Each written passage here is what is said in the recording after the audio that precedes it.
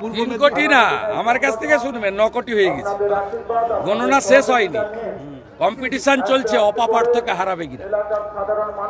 এই dear lottery, Martin lottery গোটা পশ্চিমবঙ্গের যুব সমাজকে শেষ করেছে। আমি 3 বছর ধরে সবাইকে বুঝিয়েছি যে সোল্ড টিকিটে লটারি লাগে না, আনসোল্ড টিকিটে লটারি লাগে। 1 কোটি টাকা পুরস্কার দেখে সাধারণ লোক, হকার, টোটো চালক, দিন আনতে দিন খাওয়া, 200-300 টাকা রোজগার, অধিকাংশ টাকা লটারির দোকানে দিয়ে খালি হাতে বাড়িতে আসেন। আত্মহত্যা পর্যন্ত করেছে, একাধিক নাম আমার কাছে আছে। ভাইপো লটারি 4,500 কোটি টাকা 2 বছরে রাজ্য সরকার ট্যাক্স নিয়েছে। 600 কোটি টাকা তৃণমূলের ইলেকটোরাল বন্ডে অফিসিয়ালি দিয়েছে এরা। 400 কোটি টাকা বেআইনি ভাবে নিয়েছে।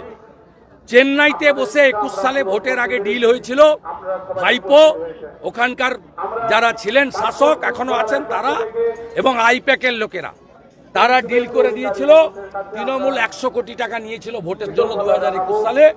তারপর থেকে বঙ্গলক্ষ্মী, গৃহলক্ষ্মী, ধনলক্ষ্মী রাজ্য সরকারের লটারি বন্ধ করে এদের হাতে ছেড়ে দেওয়া হয়েছে। বেকার যুবক যুবতীরা ধ্বংস হয়ে গেছে ডেলি খাওয়া লোকেদের। অতএব এদেরকে একেবারে সমূলে তুলে ফেলা উচিত। এদেরকে যারা পশ্চিমবঙ্গে আমদানি করেছে তাদের বাড়িতে রেড করে তাদের গ্রেপ্তার করা উচিত, এই দাবি করছি।